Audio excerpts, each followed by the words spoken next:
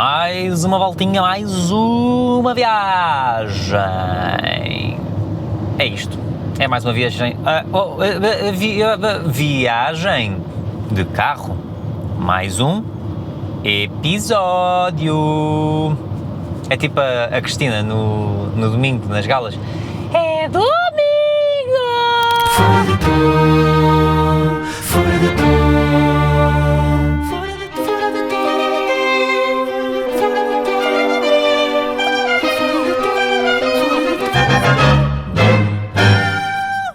Novo episódio de Fora de Tom, mas no sítio de sempre, no banco de condutor do meu carro. Eu qualquer dia mudo o nome deste podcast. Em vez de ser Fora de Tom, é tipo conduzindo com, viagens com. Minha gente, é isto. Eu acho que este vai ser um novo cenário de podcast. É sempre sentado a conduzir. Em vez de ir a falar sozinho, vou falar sozinho. Porque não está aqui mais ninguém. Falar para a câmara também é falar sozinho, né? Pronto. Olhem, vocês devem ter reparado no último episódio. Foi gravado na quinta, só saiu na quarta a seguir, portanto, só saiu quase uma semana depois. Mas foi como vos disse, aquela semana foi mesmo caótica, no bom sentido, mas caótica. E depois também sou sincero, eu depois podia até ter tentado publicar no fim de semana, só que depois no fim de semana tive cá o Rudy em Coimbra e vou-vos ser mesmo sincero, eu desliguei a ficha, tive mesmo só a aproveitar que ele estava cá. Foi também uma semana tão complicada que aproveitei mesmo o facto de ter assim uma rotina diferente, ter cá um amigo que já não tinha há tanto tempo, para passarmos um bocadinho diferente, falarmos um bocadinho, pôr a conversa em dia, ter experiências também, porque levei-o para o estúdio e tentámos fazer assim umas músicas para ele, brincar assim um bocadinho, e foi giro. Foi um fim de semana diferente, como já não tinha há muito tempo, e principalmente de estar com pessoas que nos aquecem o coração, sabem? O Rudy é uma dessas pessoas, para além de ser um amigo meu já há muitos anos. Nós estamos a fazer as contas e o nosso grupo, portanto eu, o Rudy e o Ziggy, já nos conhecemos há 13 anos praticamente, e é muito tempo. São os meus amigos mais antigos e pronto, na verdade também falta-nos cá o Prata, mas o Prata anda desaparecido em combate, pá. Mas pronto, foi muito giro ter cá o Rudy e foi muito giro ter de novo esta dinâmica de me sentir, eu nem sei se é bem sentir um adolescente, mas quase, sabem aqueles amigos em que nós podemos estar longe uns dos outros uma data de tempo, ou sem falar uma data de semanas e meses, e de repente estamos juntos e parece que tínhamos estado juntos ainda ontem, e é um bocadinho isso com o Rudy. Portanto, é quase como se houvesse um transporte para aqueles anos de quando nos conhecemos e andávamos na escola. Portanto, quando eu digo sentir adolescente, é um bocadinho isso, porque parece que o tempo não passou e voltamos a esse estado, mas ao mesmo tempo é giro ver depois também a nossa evolução enquanto pessoas, enquanto profissionais também, e a forma como vamos crescendo e vamos pensando nas coisas. E tivemos imensas conversas de vários assuntos muito interessantes, e o Rudy é um gajo que tem muito conhecimento, é um gajo muito interessado, ele adora ler, adora ver coisas novas sobre a história, coisas que ele desconhecia, e é muito bom partilhar desse conhecimento e desse crescimento dele e com ele. Portanto, foi mesmo muito, muito bom. E portanto, olha, foi um fim de semana de desligar a ficha, de deixar-me viver também essas coisas. E depois até estava a falar com a Daniela no início desta semana, de pá, fogo, eu sinto que não aproveitei, estás a ver, ou que devia ter feito mais, devia ter trabalhado mais, tinha tanta coisa pendente e parece que adiei. E ela estava a dizer, e com razão, que é, pronto, também há dias e há momentos em que também tens que ter estas coisas, e não é só trabalhar, ou não é só estar no foco daquilo, de X ou de Y. E por mais que eu concorde e sinto que ela também tenha razão, e eu que tento falar disto comigo mesmo e passar isto para mim mesmo, muitas vezes é muito fácil cairmos nessa onda de, epá, olha, estou a falhar porque já não estou com aquela velocidade ou com aquele ritmo que estava há umas semanas atrás, estava sempre a trabalhar, sempre a fazer aquilo. Então cada vez me permito mais também ter esses momentos, mas depois também é difícil para mim às vezes ter aquela percepção de, ok, até que ponto é que eu estou a permitir-me ter um desses momentos, até que ponto é que já estou a ter demasiados desses momentos. É isto, ser humano é isto, não é? sermos humanos e termos esta vida complicada que é a nossa vida, é nós estarmos sempre nestes dilemas e sempre nestas balanças. Acho que no fundo é sermos sempre sinceros connosco e conseguirmos parar para reunir ideias, perceber em que fase da vida é que estamos, o que é que está a acontecer e perceber também isso, que são fases. Portanto, olhem, gostei muito desta minha fase do fim de semana, foi boa. Esta semana tem sido um bocadinho este meio termo entre ter trabalho para fazer, ao mesmo tempo sentir também que o corpo está a pedir um bocado de descanso da última semana intensa, então permitir-me também ter um bocado de momentos meio de lazer, ou seja, ouvir alguns podcasts que gosto mais, ver alguns vídeos que gosto mais, tentar gerir esta balança. Também estou a fazer um workshop esta semana com o Mike da Sound Factory, um workshop de mixing and mastering e foi uma daquelas coisas que eu vi no Instagram que ia acontecer e eu adoro o Mike, já o conheço há muitos anos, tenho muito respeito por ele e pelo trabalho dele. Aliás, das minhas primeiras experiências em estúdio foi com o Mike na Sound Factory em Aveiro, a Tempo, o meu segundo single, Tempo, foi gravado lá na Sound Factory com o Mike e ele faz parte deste meu percurso e cada vez o vejo a crescer mais e a ter mais coisas para partilhar e fico não só muito feliz com isso, mas também quando vi esta oportunidade pensei, não, é uma boa altura de também me desafiar um bocadinho, ir aprender um bocadinho e já temos a primeira sessão, hoje vai ser a segunda, depois sábado vamos ter uma presencial e então tem sido giro também aprender mais e sair um bocadinho da caixa, sair um bocadinho da minha rotina de estar sempre a fazer as mesmas coisas, a pensar das mesmas maneiras, ver outros pontos de vista e maneiras de pensar dentro da música. E eu, apesar de não querer ser um profissional, ou neste momento, nem é não querer ser, é não me ver neste momento a ser isso que eu quero fazer para a minha vida, de fazer mixing and mastering, mas foi o que eu lhe disse e foi aquilo que eu disse quando me inscrevi na formação, que é, eu quero poder aprender mais, quero ser melhor no meu trabalho, nem que seja para mim mesmo e nas minhas maquetes e nos meus projetos que vou fazendo, portanto, ser melhor para mim e ser melhor para mim nos meus projetos e, portanto, este desafio foi abraçado assim, de ir aprender mais, ver pontos de vista diferentes, aprender com ele quais são as técnicas que ele usa, os truques e tem sido bom, foi só uma sessão ainda, mas foi bom. Acho que aquilo que eu às vezes tenho mais dificuldade nestes workshops é sair daquela minha bolha de o que é que será que eu posso perguntar, porque quando eles dizem, tenho dúvidas, tenho coisas, eu fico, dá-me aquela branca, sabem, que é, quando mais me perguntam se eu tenho dúvidas ou tenho questões, parece que o cérebro para de processar informação e não nos lembramos de nada. Então, depois também muitas das coisas que eu vou tendo dúvidas, há malta que pergunta primeiro e eu vou esclarecendo e às vezes tento-me desafiar, que é, pensa aí numa coisa que tu podes perguntar, mesmo que não seja uma coisa técnica, coisas de vida ou de experiência, de estúdio, lidar com outros artistas e pronto, é um bocadinho isso o meu foco também neste workshop. Portanto, está a ser esta semana assim meio trabalhos, meio lazer, meio workshop, meio viagens também, porque hei de ter mais uma semana também de muitas apresentações de Between, como tive esta semana passada, portanto é aproveitar também o tempo livre que tenho para pôr outras coisas em dia e fazer outras coisinhas, aproveitar também esta viagem para gravar este episódio. E então o que é que se passou nesta última semana? Olhem, tive estas apresentações todas de Between.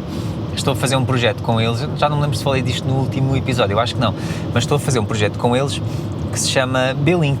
e é um projeto que vai acontecer durante este mês de maio e apenas durante este mês de maio, pelo menos a minha participação. O projeto na verdade tem decorrido durante o ano letivo inteiro com estas escolas do distrito de Coimbra, isto é em parceria com a CIM Coimbra. E eu vou lá nesta sessão em específico porque eles vão falando muito sobre bullying e bullying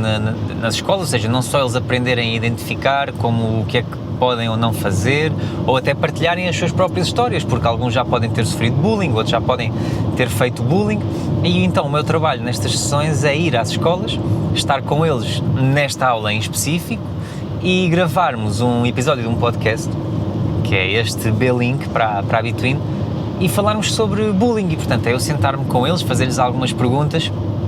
mas tentar, pelo menos foi assim que eu vi, é tentar não me meter muito, ou não tentar dar muito aquilo que é a minha opinião. Claro que muitas vezes vou partilhando um bocadinho da minha experiência, eu dou algumas opiniões, ou tento desconstruir-lhes às vezes alguns medos, mas é mesmo tentar que eles se libertem e consigam dar a sua opinião, pensar pelas suas cabeças e claro, temos escolas que correm super bem e temos miúdos muito maduros e com pensamentos muito engraçados para a idade. Estamos a falar de miúdos de 5º e 6º ano, ali entre os 10 e os 12 anos. E depois temos algumas escolas em que, pronto, os miúdos são mais envergonhados, ou são mais acanhados, ou nota-se que, feliz ou infelizmente, a vida não lhes trouxe ainda assim tantas, não é confusões que eu quero, está-me a faltar aqui a palavra, tantas adversidades ou tantos desafios para poderem ter algum discurso, se calhar ainda um bocadinho mais maduro sobre certos assuntos, ou não têm ainda bem uma opinião formada, porque lá está, não passaram por essas adversidades, não viram outras pessoas a passar por essas adversidades, ou também nunca falaram muito sobre isto, sem ser nestas sessões que eles estão a ter nas escolas, com a Between, para este projeto B-Link. Mas tem sido muito giro fazer isto, até para mim, porque também para ver o que é que esta nova geração, não é? Porque temos uma grande diferença de idades. Eu sou quase 18, 19 anos mais velho que muitos destes miúdos, portanto eu estava no pico da minha adolescência basicamente quando eles estavam a nascer e é giro ver as ideias deles, também é giro depois ver alguns sem medo de falarem de algumas experiências que passaram,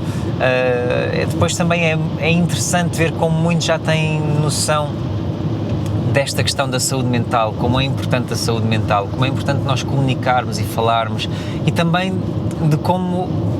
quando não cuidamos da nossa saúde mental, pode nos levar para algo muito sombrio e para a depressão, como a muitas pessoas pode levar também ao suicídio, e é engraçado ver estas mentes tão jovens já terem essas percepções.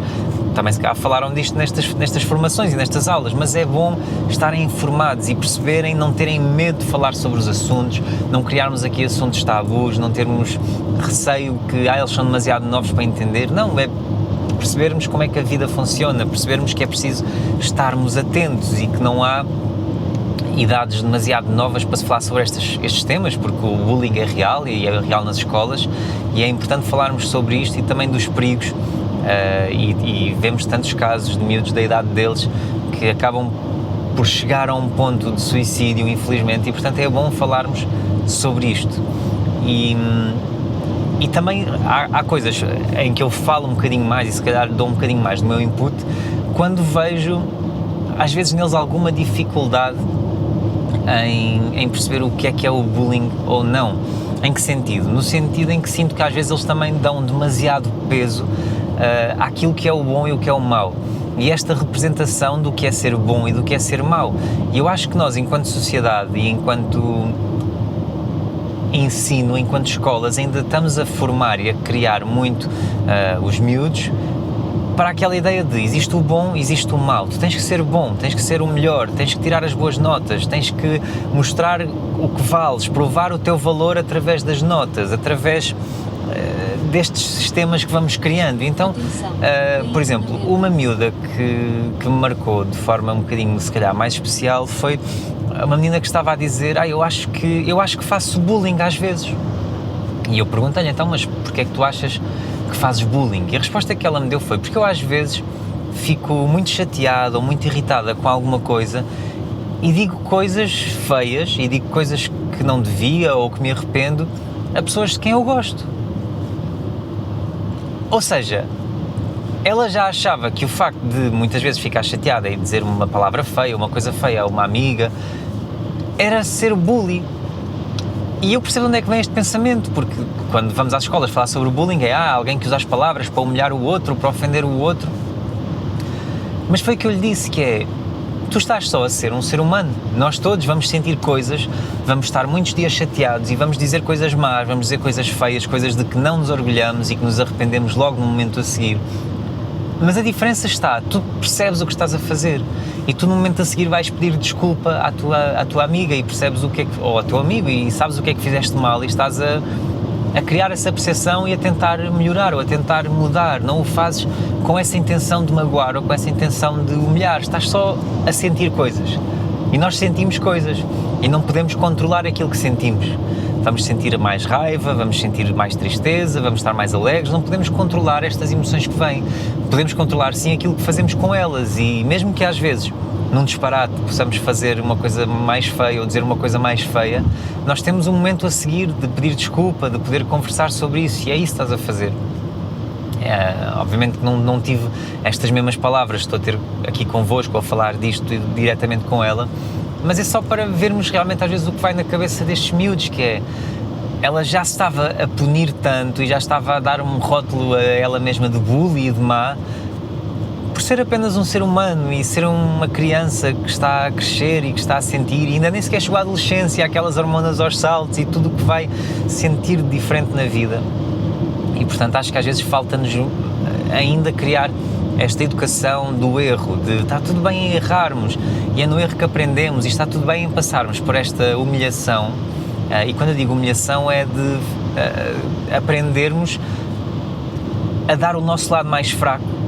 e que nós não somos fracos por isso, ou seja, errarmos, fazermos algo mau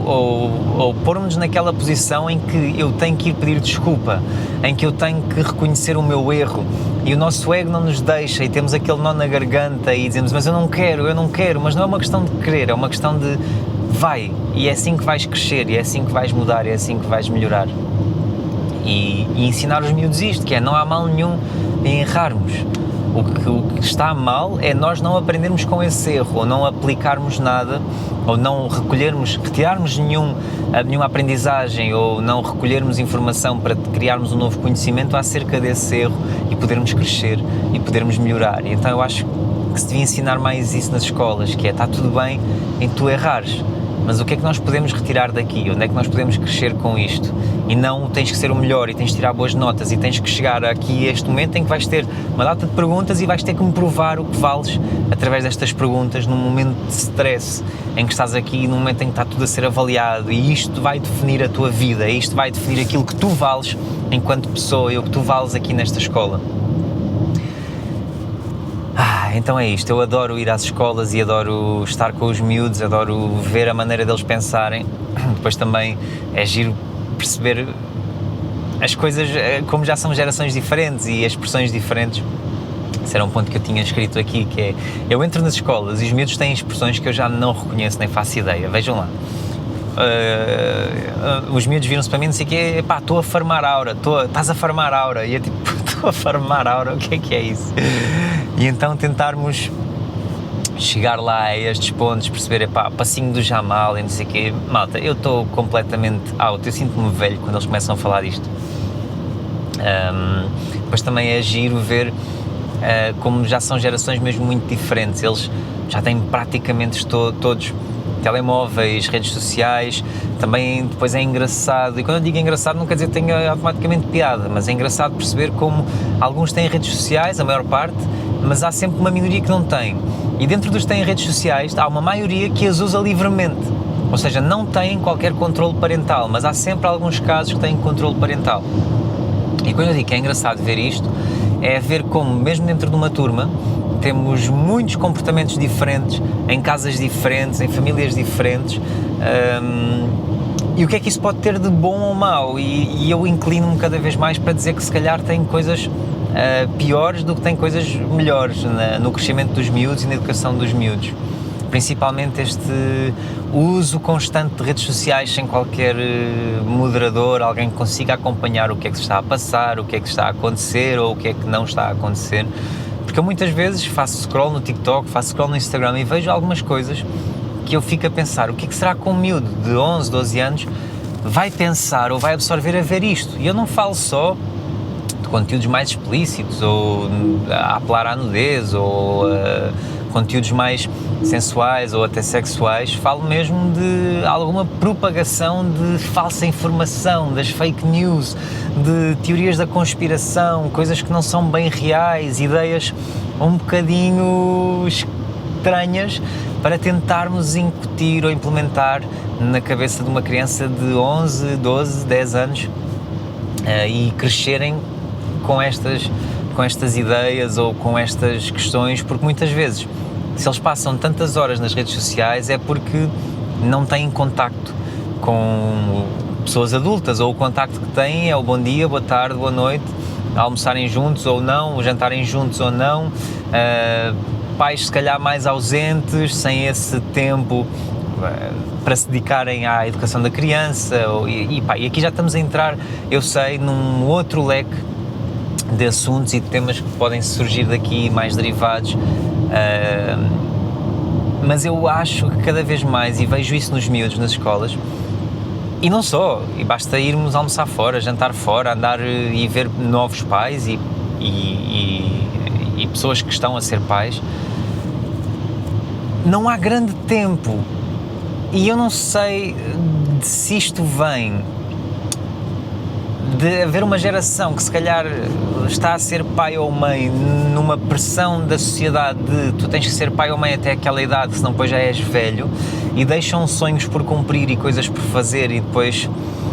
não estão realmente preparados, mas o que é estarmos preparados, não é? Mas eu vejo muito esta ideia de eu estou tão cansado que se dar-te este tablet ou dar-te este telemóvel vai ser melhor para mim e dar-me mais paz de espírito e mais paz no meu dia-a-dia ou neste momento, eu vou fazê-lo. Mesmo sabendo dos perigos que isso pode trazer, ou de seres demasiado jovem para já estar colado a ecrãs ou viciado a ecrãs ou com esse estímulo, eu vou fazê-lo. E eu percebo que é realmente muito complicado para muita gente os dias de hoje, eu não sei o que é ser pai ou ser mãe, portanto, se calhar para mim tenho um ponto um bocadinho mais vantajoso para estar a falar, ou um ponto mais privilegiado, um ponto de vista mais privilegiado para estar aqui a falar sobre isto, porque não tenho estas consequências reais, não tenho a experiência real, mas talvez seja parte deste uso constante de redes sociais, porque nós vemos muitos pais e muitas mães que dizem aos miúdos, epá, estou sem paciência, ou agora não quero, ou não quero brincar, ou não quero ver porque estou ocupado. E o ocupado pode ser também o eles estarem a fazer scroll nas redes sociais, eles estarem presos porque tiveram um dia de merda no trabalho, então agora querem estar a fazer scroll nas redes sociais. Então quais é que são as nossas prioridades e o que é que nós estamos a querer para a nossa vida? E esta responsabilidade de sermos pais e de sermos mães, eles não pediram para estar cá, nós é que os quisemos trazer. Então temos esta responsabilidade, digo eu, de lhes darmos este nosso tempo, e para darmos este nosso tempo vamos ter que abdicar de coisas para nós, sem dúvida, mas isto é como tudo na vida. Eu, se quiser ter este meu sonho da música, de lançar a minha música, lançar um álbum, fazer uma tour, dar concertos, eu vou ter que abdicar de outras coisas da minha vida, não vou ter tempo para certas coisas da minha vida, ou não vou poder fazer tudo aquilo que eu quero. E isto de ser pai ou isto de ser mãe é nós estarmos a trazer alguém ao mundo que está completamente dependente de nós e, portanto, vai precisar da maior parte do nosso tempo e, portanto, é duro e é muito difícil. E, mais uma vez, eu não sei o que isto é, mas eu acho que o caminho não é nós tentarmos distraí-los com estes ecrãs ou dar-lhes estes telemóveis, estas redes sociais porque eles querem, ou porque estão na pressão dos amigos também terem, ou porque isso os vai calar ou isso os vai sossegar. Não. Se lhes vamos dar isto, e isto para vir a este ponto que é, se lhes vamos dar isto, e se vamos dar isto a estes miúdos que estão a entrar na pré-adolescência, que estão a entrar na fase de comparação na escola, em que há esta coisa constante de serem gozados por terem roupa diferente, por terem um aspecto diferente, por jogarem à bola de maneira diferente, por brincar de maneira diferente, as redes sociais podem ser um perigo muito grande e podem ser um amplificador desta comparação constante, destes comentários constantes, destas dúvidas constantes. Então vamos acompanhá-lo nessa jornada. Se os vamos deixar usar a rede social, vamos usá-la juntos, porque assim, se aparecer alguma coisa estranha ou que ele não compreenda, ele não vai guardar aquilo para ele, ou não vai ficar preso naquele mundo e a pensar sozinho nas coisas, porque cada vez que ele vai falar com o pai e com a mãe que quer brincar, o pai diz: não me chateies que eu tive um dia cansativo. Vai ver os teus vídeos, então se ele tem que ir ver os vídeos, ele também não vai depois perguntar à mãe ou ao pai: olha, o que é isto? Ou porque é que a pessoa disse isto? Ou porque é que a pessoa fez isto? Ele vai só aceitar que aquilo é uma janela para o mundo real, é uma janela da realidade. não vai tirar dúvidas, não vai comentar as coisas com os pais, ou com pessoas mais próximas, ou com professores, vai falar daquilo com os amigos também veem, também é normal. Então, enquanto pai, enquanto mãe, se vamos dar este poder, vamos dar esta ferramenta incrível, mas também incrivelmente destruidora, vamos fazê-la juntos. E se virmos, e primeiro eu acho que o óbvio seria usá-la com o controle parental, que é, há certas coisas que não são para a tua idade e há certas coisas, certas aplicações, certos sites, o que quer que seja, que tu podes usar com esse controle parental, que é, há certos conteúdos que não vão aparecer para determinadas idades. Então esse acho que é o primeiro passo. E o segundo passo é, vamos usá-la juntos, porque mesmo quando há esse controle parental, há conteúdos que fogem, há coisas que escapam por entre esses sistemas e que violam essas regras, e podem surgir dúvidas, e que tipos de conteúdos é que vamos ver? E mais ainda, que é com quem é que estás a falar, e porque é que estás a falar, e o que é que estás a dizer aos teus amigos. E se antigamente este caráter poderia surgir de os miúdos estarem a brincar uns com os outros e os pais poderem ouvir às vezes alguma coisa e intervir na hora, ou os miúdos estarem a brincar sozinhos durante o dia e chegavam a casa e contavam as histórias e os pais interviam nessas histórias e contavam o que é que está bem ou o que é que está mal. Agora acho que há uma prisão, é um bocado mais solitário este caminho, porque os miúdos estão presos no telemóvel a processar 1500 informações ao mesmo tempo e o scroll está a mexer com todas estas questões de dopaminas e de retenção de atenção. Então bora fazê-lo moderadamente e com controle. Isto para vos dizer que vem tudo disto de ir às escolas, de ver os miúdos, de perceber comportamentos, de perceber ideias e de, nos comportamentos dos miúdos, na forma de estar, na maneira de falar, na maneira como interagem connosco e entre eles e comunicam connosco e entre eles, conseguimos perceber muito bem aquilo que se passa em casa, aquilo que se passa com os pais, com os educadores, o que quer que seja. E a verdade é que em grande maioria nós vemos miúdos muito carentes de atenção, muito carentes de carinho, de toque, de abraço, de palavras bonitas. E ao mesmo tempo também vemos miúdos muito fortes, vemos já miúdos com 11, 12 anos e com uma capacidade e uma inteligência emocional brutal e eu adoro crianças, adoro estas interações. Eu, se não tivesse seguido música, certamente teria seguido a parte de educador infantil, porque é um trabalho que eu adoro e tenho um bocadinho de sorte de poder conciliar estes dois mundos com a Between e poder ir às escolas com a Between, fazer estes projetos e interagir com os miúdos e falar com eles, apesar de nunca ter tido qualquer formação na área, como é óbvio, mas sinto-me muito grato por isso. Mas pronto, olhem, foi esta a minha experiência da semana. Há só uma coisa que eu gostava de partilhar convosco, porque eu vi esta semana e que me fez muita confusão, mas percebi que é uma coisa real e que percebi que se calhar há muito mais do que aquilo que eu achava que existia e portanto decidi trazer este tema, que é pastel de nata. Eu acho que nós podemos quase todos concordar que é, pá, eu não vou dizer top 1, mas top 3 de iguarias mundiais. Pastel de nata, mas atenção, é um bom pastel de nata, não estamos a falar de pastéis de nata rafados, para mim pastel de Belém é superior, isso é outra conversa, mas vamos então generalizar, pôr tudo no pastel de nata, mas um bom pastel de nata é sempre o top de bolos, ou seja,